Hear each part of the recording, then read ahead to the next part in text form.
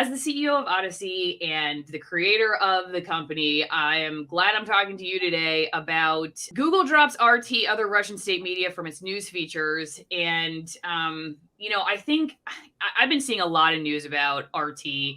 The opening here says Alphabet Inc.'s Google confirmed on Tuesday that it had removed Russian state-funded publishers such as RT from its news-related features, including the Google News search tool, following Russia's invasion of Ukraine and various sanctions against Russia.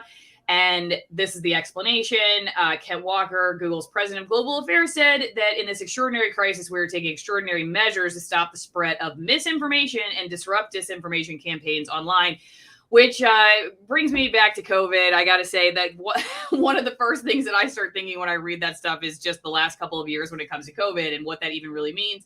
So let's talk real fast. You guys tweeted that you were pressured to do the same thing. So can you tell me what happened?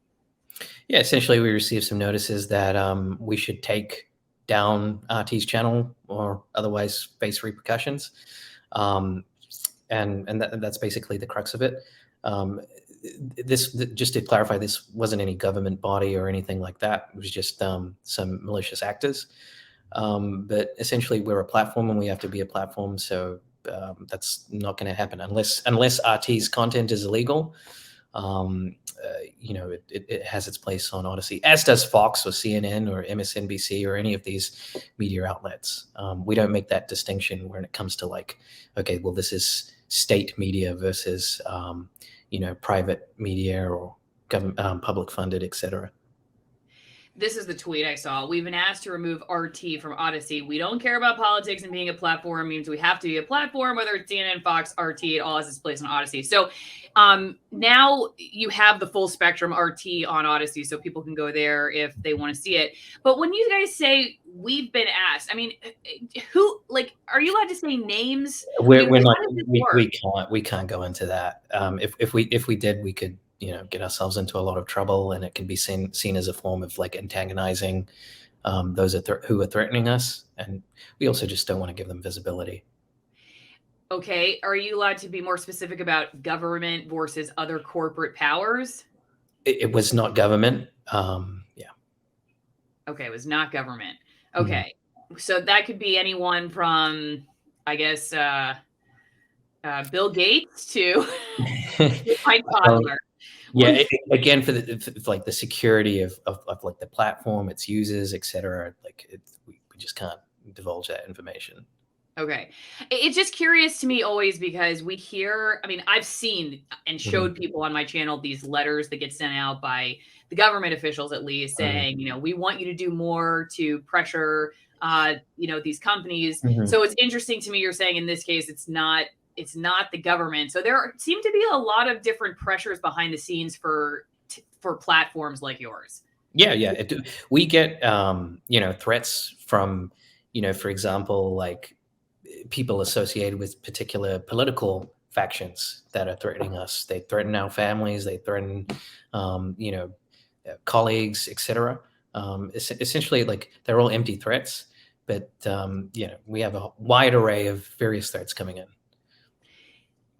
Correct me if this is a dumb question, but is there anything synonymous to RT News for the Ukraine side? Or I guess was there any concern that you would be allowing misinformation related to Ukraine on the platform?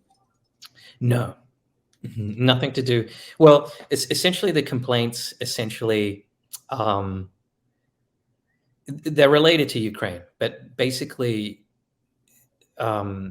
their sentiment is that you shouldn't allow RT News because it's a mouthpiece for the Russian state, and that it's therefore all misinformation. But there was no pressure from like any kind of body specifically. Like they didn't illustrate that RT should be removed because of misinformation getting out. Like, yes, the justification for the removal of RT, why we should disallow it from the platform, was because of the belief that everything was misinformation coming out of the RT channels. Okay, but there was no similar concern from like that the perspective that we're getting from say the Ukrainian side would also be potential disinformation? No, nothing like that. Before we get to the rest of this video, there are two things that everybody would revolt over if they were removed from the internet, and that is the ability to buy wine and coffee. Now, if you're buying wine, you should definitely check out AllisonWinePromo.com. That's Allison with 1L winepromo.com. You get 50% off my favorite Malbecs from Argentina. Some are from very high altitudes, like almost 9,000 feet, which means fewer pesticides and a more robust taste. Another one of the bottles in this pairing is from the oldest vineyard in Argentina. So you get 50% off the wine itself and 50% off shipping. It's a great gift idea and also a great way to support my work. But if coffee is more your jive, check out twinenginecoffee.com/Allison. Twinenginecoffee.com/Allison. You can choose from a wide variety of high altitude Nicaraguan roasts. They are USDA certified organic. They also have a Caturra tea, which is tea that you make from the coffee fruit. I cold brew mine for 24 hours. It tastes a lot like tea, actually. It's very good. So like I said, I don't think there's going to be a whole lot of pressure to remove wine and coffee from history anytime soon, but you never know. So you should check out my sponsors before that time comes and support free speech wherever you are. When you're typically getting the pressure to limit speech or to remove speech, is it usually towards one narrative and away from the another narrative? Because it constantly, like with COVID, it seemed like there were certain ideas only that were anathema to the establishment that they wanted removed, whereas other ideas that could have been equally debatable and equally inaccurate were allowed to stay because it was like what everybody else was saying or what the CDC was saying or the official narrative. So I was just curious, not just in this case, but in other cases where you've been pressured to remove speech, do you typically see it moving that pressure in one direction, towards one narrative while allowing for another one? Excuse me. Yeah, it's always in support of one particular narrative. It's essentially since the COVID situation, it's like, okay, this is the established narrative. This is what we want to run with, and everything outside of that is considered misinformation. And if you're going to discuss, people want to discuss these things outside of the narrative, it can only be done by verifiable or validated sources first. So that's how it works. And the same is happening here. Okay. Anything else you want to add before we go? No, that's it. You can find RT's channels if you want to find them. It's at RT. Odysee.com for the main American channel. We're not taking any kind of political stance here. It's just we're allowing freedom of press, and if you want to talk about like it being state media or whatever, or that it's different in this case because of like their advocacy for misinformation as it concerns wars, like we can't have a double standard. Like there's a lot of media outlets that arguably have misled public. So it's like it's a slippery slope. We just don't want to go down that path. Julian, I do actually have one other quick question. Okay. When you say that you've been asked to remove RT or like in the past other information or other channels, is there ever a consequence given for that, or is it just like we would like you to do this, but do what you want? I'm just curious how hard that pressure is. Let me think. I don't think there's ever been any serious, like a consequence explicitly presented to us. It's kind of just always they want you to infer what that consequence could be. So when we get like messages from Europe or someplace like that, they give us explanation why they think it should be removed, etc. And then we like to have a dialogue and say, well, can you please provide a timestamp and point to where you see the issue in the content? They usually don't do that as well, which is not surprising. So no, I think the only time we ever got an explicit threat was from Rumble, actually. So really, yeah, the free speech platform, right? So Well, that doesn't bode well. I'm also on Rumble, but maybe she.